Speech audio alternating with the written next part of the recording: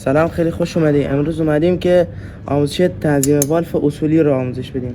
خیلی ها با تیغ و با چیزایی که اصلا استاندارد نیست استفاده میکنن و این والف رو تنظیم میکنن و بعدم روی حالت استانداردش قرار نمیدن که حالا پیستون تو بالاترین حد باشه و اینطور تنظیم والفش میکنن با تیغ و از این ابزارهایی که اصلا استاندارد نیست. اول که 3 تا پیچ داره این کله بالا، کله والف 2 تا اینجا، یه دونه پشت. خب ما اون پشتی رو باز کردیم، فقط میمونه این 2 تا. این صاحب قبلیشه که هم خیلی سفت میکرده و حتی یکی از پیچاشو هرس کرده.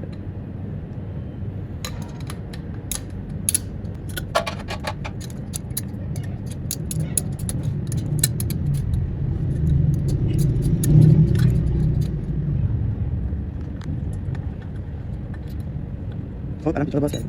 بعضی موتورها، حالا بعضی 200 های رعرو اکثرا این و تک تازه جدیدا بعضیاشون به خاطر تنه بد طراحی میکنن یا انجین رو بد جایگذاری میکنن، این انجین در قالپاق بالاش باز نمیشه. الان این هم یکم گیر داره ولی باز میشه، این یکم گیر داره ولی باز میشه، ولی بعضیاشون اصلا به هیچ عنوان باز نمیشه.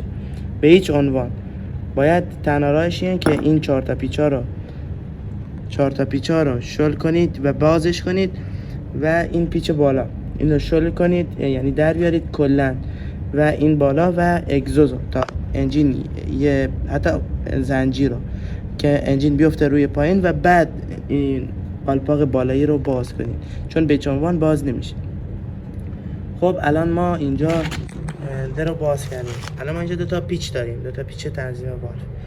ببینید یکیش که میشه سمت دود یا همون اگزوست که باعث میشه که دودا برن بیرون، اینجا میشه هوا، اونجایی که بنزین ورود پیدا میکنه. خب شمعو باز میکنیم. حالا اگه کسی که ماهر باشه لازمی نیست که شمعو باز کنه، ولی شمع واسه حالا کسایی که حالا بلدی چیزی نیستن شمعو باز کنیم که آموزش دقیقی گذاشته باشه. شمعو باز میکنید، یه دونه 4 سو میندازید داخل، ببینید پیستون موتورتون کجاست. اول اینکه باید قیچی شن. ببینید اول این هندل، ببینید هندل ببینید ما هندل وقتی میزنیم یه جا هندل سفت میشه. خب ببینید اینجا سفت شد. خب وقتی اینجا سفت میشه پیچ گوشتی رو بندازید بالا، ببینید پیستون بالاترین حد ممکن هست یا نه. ببینید الان پیستون بالاست، ببینید خیلی نزدیکه، ببینید بالاست. الان اینجا موقع تنظیم والفه. خب ببینید الان والفا حالت شلی گرفتن، بعضی وقتا میتونن سفت هم باشن. حتما بذارید موتور خنک شه، خیلی بهتره واسه والف، اما این دیگه کمی گرمه و مشکلی الان نداره. ما اینجا یه آچار فیلر نیاز داریم. آچار فیلر 800 میخوایم.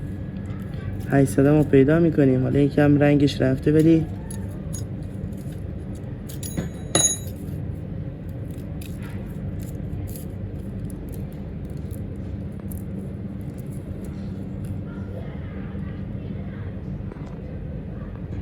خب ما اینجا یه فیلر 10 داریم که اکثر فیلرها شماره‌های روندی دارن، یعنی 800 توشون پیدا نمیشه، چون الان فیلر 125 یا 200 موتورهای طرح هوندا فیلر هواشون 10 ببخشید فیلر دودشون 10 فیلر هواشون 800. ما اینجا 10 داریم. خب 10 رو میندازیم اینجا. ببینید الان این خیلی کیپه، ببینید کیپ. ما میایم بازش میکنیم، مهرش رو باز میکنیم.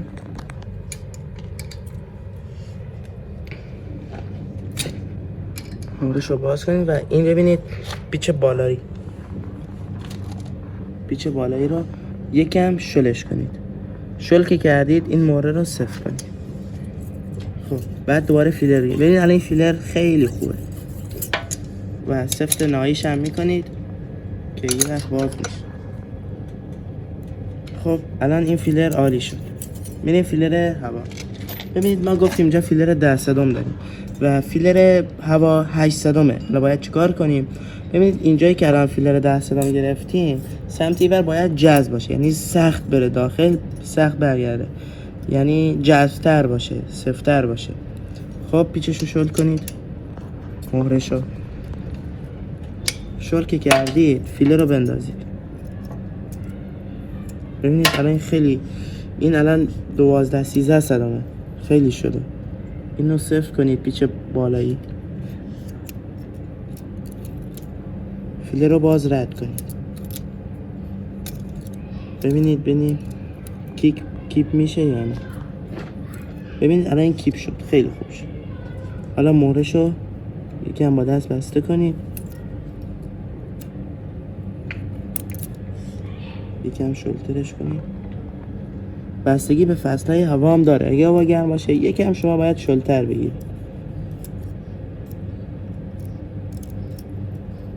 خب الان خوبتر شد. اینو سفت کنید، مهرشو خوب سفت کنید که یه وقت داخل حرکت شل نشه. ببینید عالی شدن این فیلم. خب حالا چند تا اندل بزنید که اگه لقی خلاصی چیزی داره از بین بره.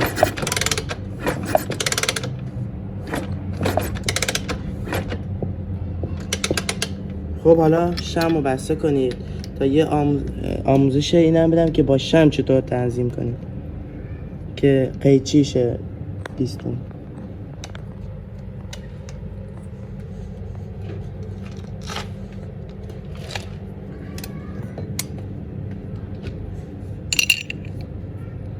خب ببینید اینجا هندل رو ببینید، ما اینجا یه هندل میزنیم یه جا گیر میکنه، یه جا هندل اصلا گیر میکنه، خیلی سفت‌تر از هندلای قبل میشه. ببینید اینجا یک کم فشار میدید، ببینید وقتی که صدای پیستون داره میاد یعنی هوا داره فرار میکنه، اونجایی که دیگه هوا قطع شد و ببینید هندلتون داره شلتر میشه. اونجایی که ول کرد، الان ول کرد، اینجا موتور شما قیچی میشه، یعنی آماده فیلرگیری میشه. خب الان که ما از قبل فیلرگیری کردیم و نیازی دیگه نیست، فقط یه تست میکنیم و تمام. خب الان این فیلر عالیه و الان موتور رو استارت میزنیم. خب حالا یه استارت میزنیم. خب ببینید الان روغن میاد بالا. ببینید روغن که اومد بالا دیگه، یعنی مشکلی اویل پمپ هم مشکلی نداره. حالا فیلمشو از قبل گذاشتیم داخل کانال. خب بریم که در قالپاق والفتون رو بسته کنیم. ببینید اینجا یه دایره داره و معلومه باید روی این دایره اویل پمپ قرار بگیره.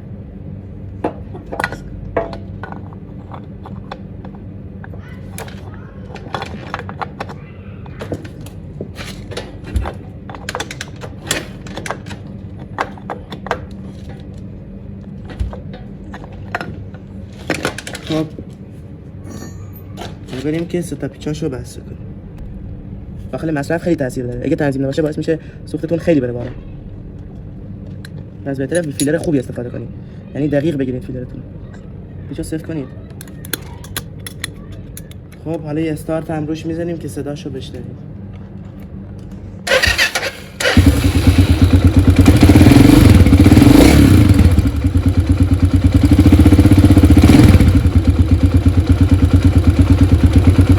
الان موتور هم روونتر کار میکنه، هم صدای کمتری داره از بالا، حالت چک و خیلی خوبه. خب خیلی ممنون که تا اینجا ویدیو همراه بودید. خدا نگهدار.